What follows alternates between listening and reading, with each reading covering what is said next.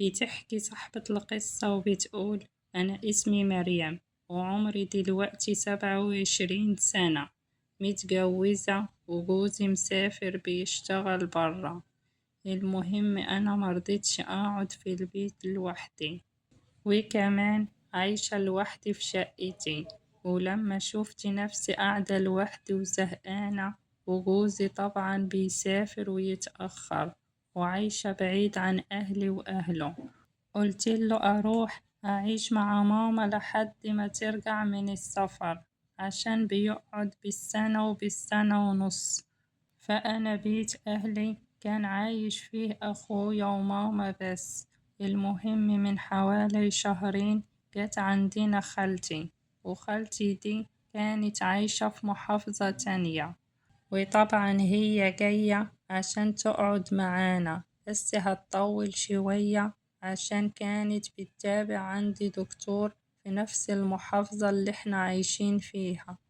فكان أكيد إنه هي هتقعد عند أختها اللي هي أمي، وطبعا نصحوها بالدكتور اللي جنبنا.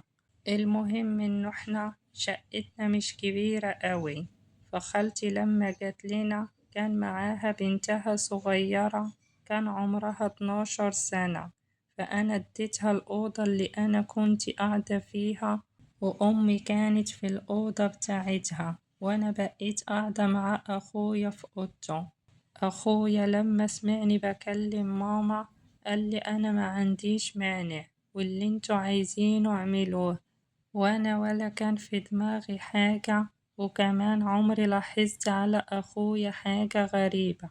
وأول يوم وأول ليلة عدت عادي، تاني ليلة ألاقيه بينده عليا وبيشوفني إذا كنت نايمة ولا لأ.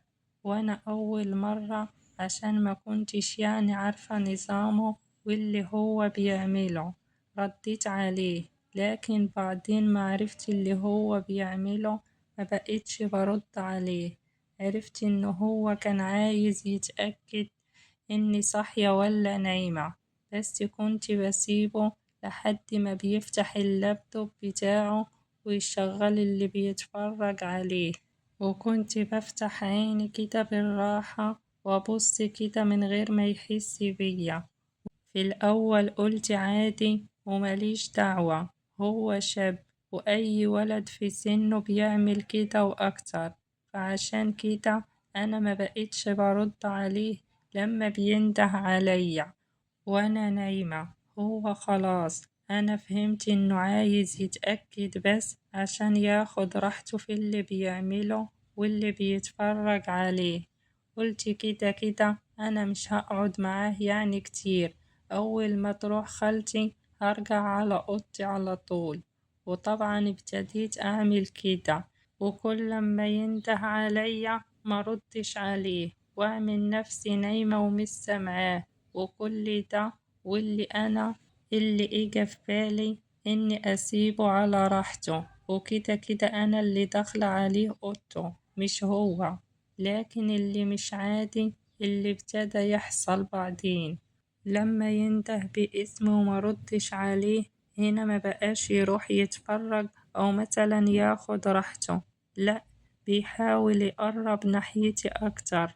وأول مرة كان حاول يشد الغطا عليا، برضو عملت نفسي نايمة وكأني يعني مش حاسة باللي هو بيعمله. وبصراحة أنا خفت من الموقف وما كنتش عارفة يعني أتصرف إزاي. فضلت زي ما أنا ما اتحركتش ولا عملت أي ردة فعل. كنت كل ما أحاول أفتح عيني وأشوف إيه اللي بيحصل بلاقيه بيبصلي بطريقة غريبة. مش ده أخويا اللي أنا أعرفه، مع إني كنت بلبس لبس محتشم وببقى بهدومي عادي مفيش أي حاجة. وكنت بقول دي آخر ليلة أبات فيها هنا، لكن كنت بحاول أكذب نفسي مع إنه كل ده حصل وأنا كنت شايفة كل حاجة بعيني. قلت خلاص الليلة دي لو حصل حاجة يبقى خلاص هاخد موقف، وكمان أتأكد وما كنش ظلماه. أنا اللي كنت بكذب نفسي، مع إنه كل اللي حصل ده كان واقع ومش خيال. والليلة التانية دي بعد ما كان يعني بيشد الغطا عليا، لقيته بيحاول يرفع هدوم. هنا بقى صحيت، قلتله هو انت بتعمل ايه وايه اللي بيحصل؟ قالي مفيش، انا بس كنت بعدلك هدومك ومفيش حاجة. ووشه جاب 100 لون، قعد يقولي مفيش وراح قاعد مكانه. قلتله بصي أنا واعية بكل حاجة كانت بتحصل وبعمل نفسي نايمة. قالي حاجة ايه بقى؟ انتي بتتكلمي عن ايه؟ قلتله على الحاجات اللي بتتفرج عليها وكمان الطريقة اللي بتقرب بيها مني. قالي امتى؟ ما حصلش. قلتله حصل، وانا مقدرة انك يعني لسه شاب صغير وعقلك طايش ومش عارف الصح من الغلط، بس لازم تعرف انه انا اختك وحرام تبصلي بصة مش كويسة. قالي طبعا انا عارف الحرام والحلال، انتي بتقولي ايه؟ انتي كنتي بتحلمي اكيد، والكلام ده اكيد انتي بتهزري فيه. قلتله ولا هزار ولا حاجة، انت عارف وانا عارفة، وكل لما كنت بتنده عليا عشان تعرفني نايمة ولا لا. كنت بتعمل كده ليه؟ طيب دي حاجة تخصك، بس ما تتفرجش عليها وانا موجودة معاك. وكمان التصرفات اللي ابتدت تحصل معايا واللي كنت عايز تعملها معايا. نزل عينه في الأرض وما بقاش قادر يرد عليا خالص. قلتله ما ترد، ساكت ليه؟ ما كنتش بتقول إنه ده ما حصلش أصلا؟ قالي مش عارف أقولك إيه، بس بصراحة الحاجات اللي أنا بشوفها بتأثر عليا، وبصراحة لقيتك قدامي من غير ما أفكر. قلتله كنت عايز تعمل إيه؟ قالي ما خلاص بقى اعتبريها غلطة، وزي ما انت عارفة ما حصلش حاجة. قلتله أنا أختك وفي أمك، بس أكيد هي كمان يعني شاركتك نفس الأوضة، أكيد هيحصل معاها نفس الحاجة اللي انت عايز تعملها معايا. قالي لأ مش للدرجة دي يعني.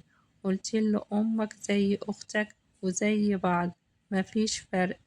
قالي انسي الموضوع ومش هيصدر مني أي حاجة تزعلك تاني. قلتله لأ، أنا هسيب لك الأوضة وأروح عالصالة. وهو فضل يترجاني عشان محكيش حاجة لأمي، لكن بصراحة لما فكرت ولما يجي جوزي أنا هروح على شقتي، ومادام أخويا بيبصلي بالطريقة دي فماما هي اللي معاه في الشقة، وممكن يبصلها هي كمان. مش عارفة أوصل لها الموضوع إزاي وأخليها تعرف إنه ابنها يعني بيفكر يعني يعمل حاجة زي كده. وأنا بصراحة احترت ومش عارفة أعمل إيه، أحكي لها عن أخويا واللي بيحصل معاه واللي كان عايز يعمله، ولا أسكت؟ أنا خايفة يحصل معاها نفس الموقف اللي كان بيحصل معايا،